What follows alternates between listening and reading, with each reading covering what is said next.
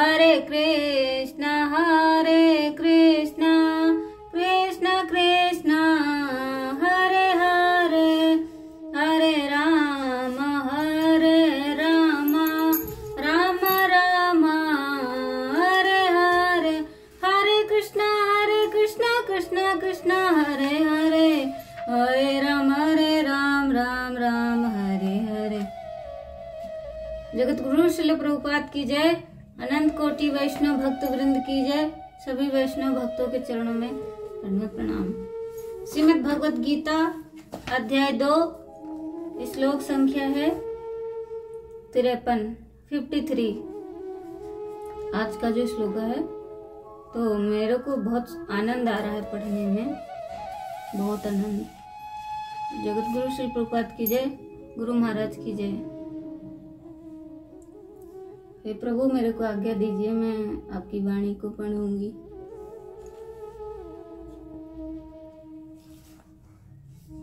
श्रुति विप्रतिपन्ना ते यदा स्थायस्यति निश्चला समाधो अचला बुद्धि तदा योगम अवाप्स्यसि।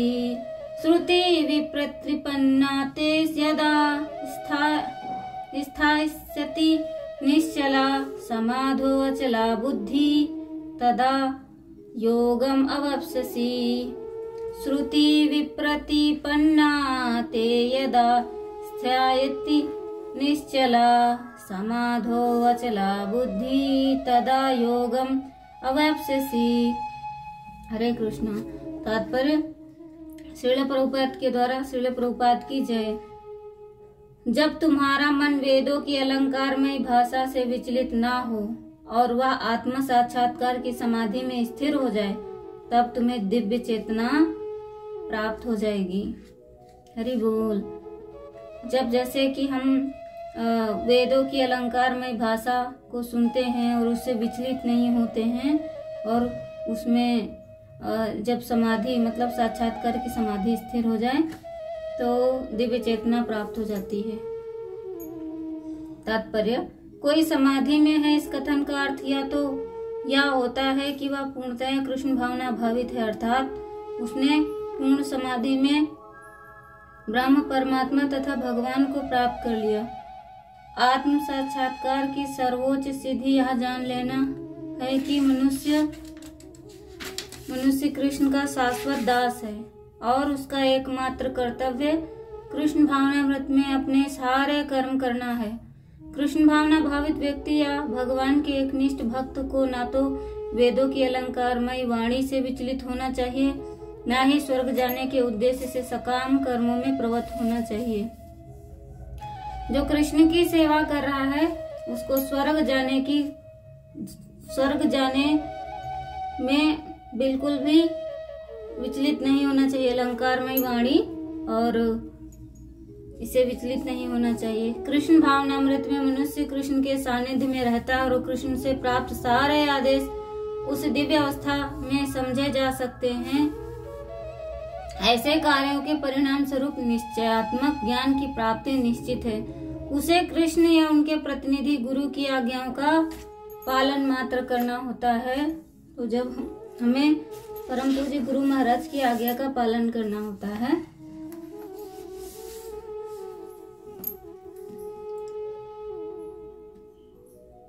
लौकिक मोह रूपी दलदल को तरने पर भी नाना प्रकार के शास्त्रीय मतभेदों को लेकर जो मोह होता है उसको तरने के लिए भगवान इस श्लोक में प्रेरणा देते हैं।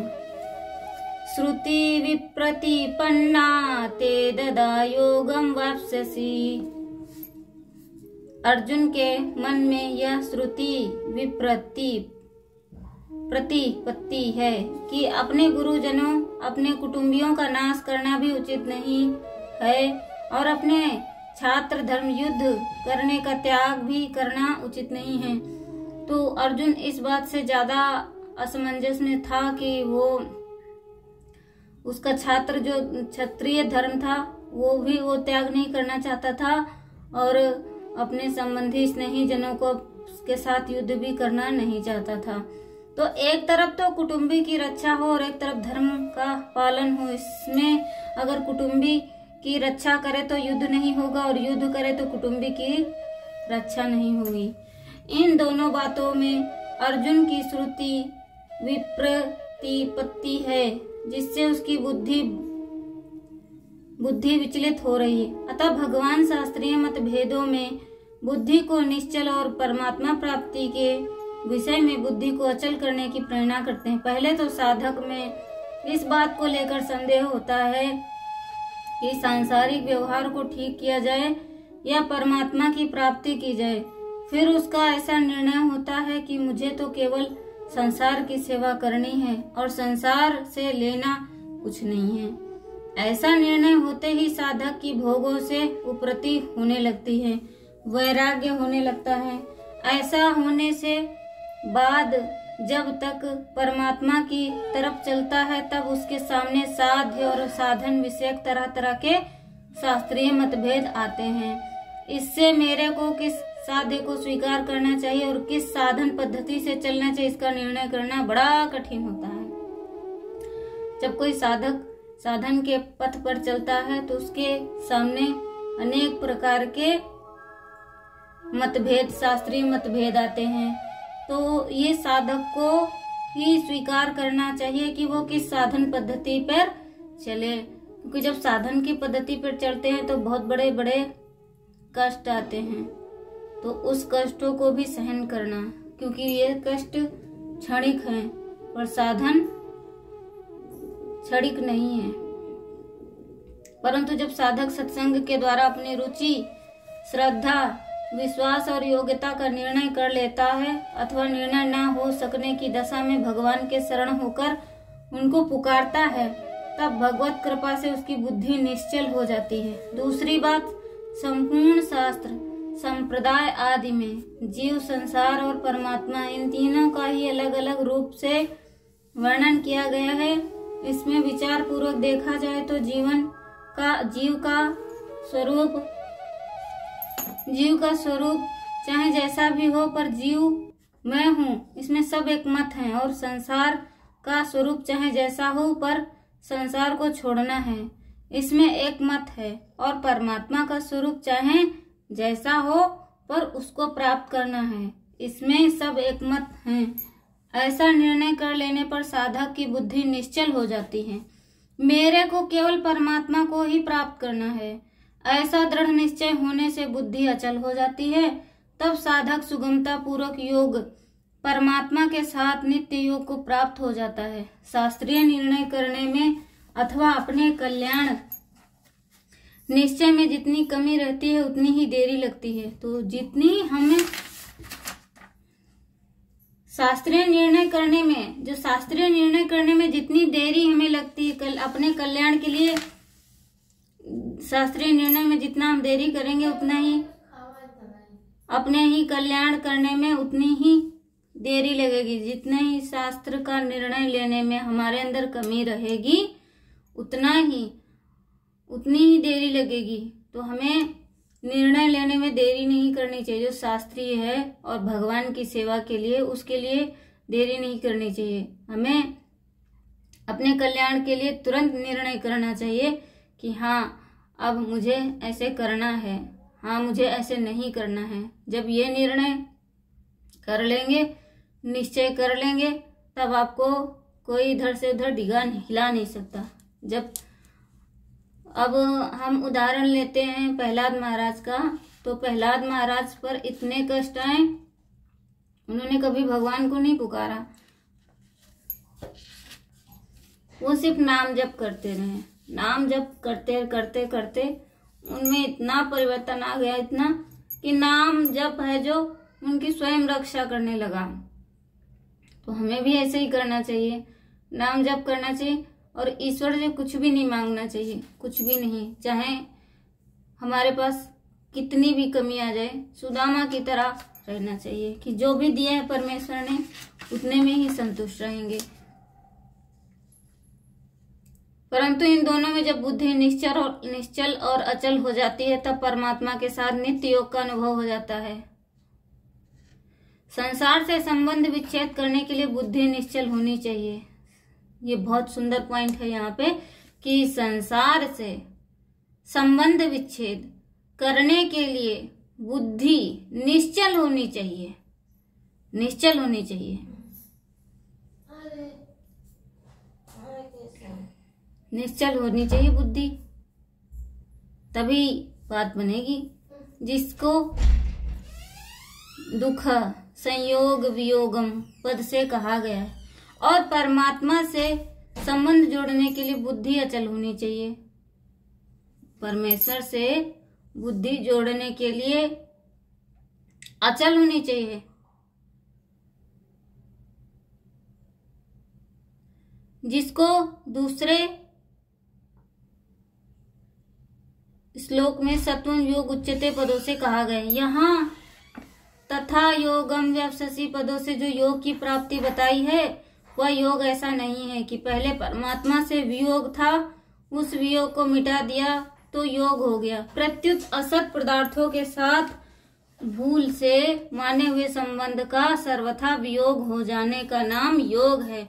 अर्थात मनुष्य की सदा से जो वास्तविक स्थिति परमात्मा से नित्य योग है, उस स्थिति में स्थिति होना योग है।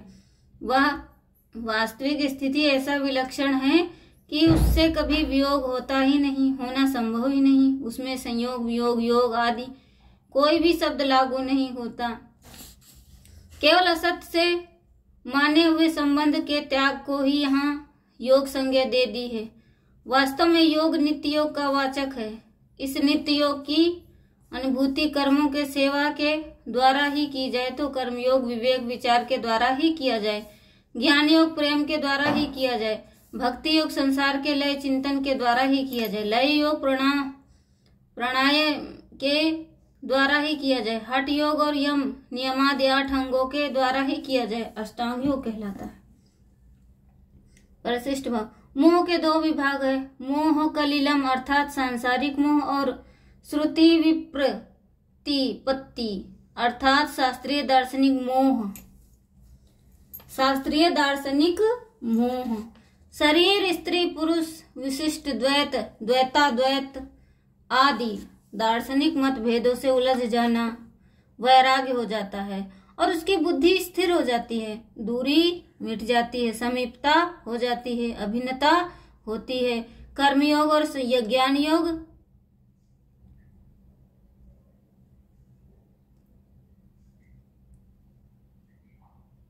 बुद्धि स्थिर होने पर योग की प्राप्ति हो जाती है, अर्थात परमात्मा की दूरी मिट जाती है, समीपता हो जाती है। कर्म योग से समीपता होती है, ज्ञान योग से अभेद होता है, भक्ति योग भिन्नता होती है, कर्म योग से ज्ञान योग दोनों से एक एक की सिद्धि होने पर साधक दोनों फल को प्राप्त कर लेता है। मनुष्य केवल अपने कल्याण का उद्देश्य हो और धन संपत्ति कुटुंब परिवार आदि से कोई सर्वथा स्वार्थ का संबंध ना हो तो वह सांसारिक मोह से तर जाता है। पुस्तकों की पढ़ाई करने का शास्त्रों की बातें सीखने का उद्देश्य ना हो, प्रत्युत केवल तत्व का अनुभव करने का उद्देश्य हो तो शास्त्रीय मोह से तर जाता है। तात्पर्य है कि साधक को ना तो सांसारिक मोह की मुख्यता रखनी चाहिए ना शास्त्रीय दार्शनिक मतभेद की मुख्यता रखनी चाहिए, अर्थात किसी मत संप्रदाय को अग्राह्य नहीं कर रखना।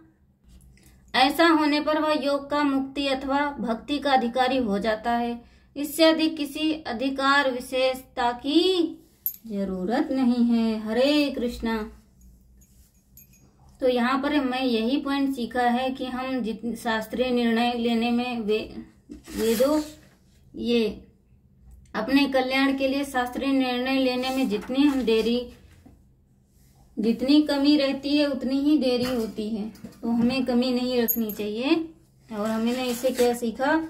जाल 2 प्रकार का है, संसारी और शास्त्रीय। संसार के मोह रूपी दलदल में फंस जाना संसारी जाल में फंसना है, और शास्त्रों के संप्रदायों के द्वैत अद्वैत आदि अनेक मत मनवंतरों से उलझ जाना शास्त्रीय जाल में फंसना। सांसारिक जाल तो उलझे और शास्त्रीय, इन दोनों जालों में बुद्धि निश्चय वाली होनी चाहिए और परमात्मा बुद्धि अचल होनी चाहिए कि हम तो परमात्मा की प्राप्ति करनी है, चाहे जो हो जाए।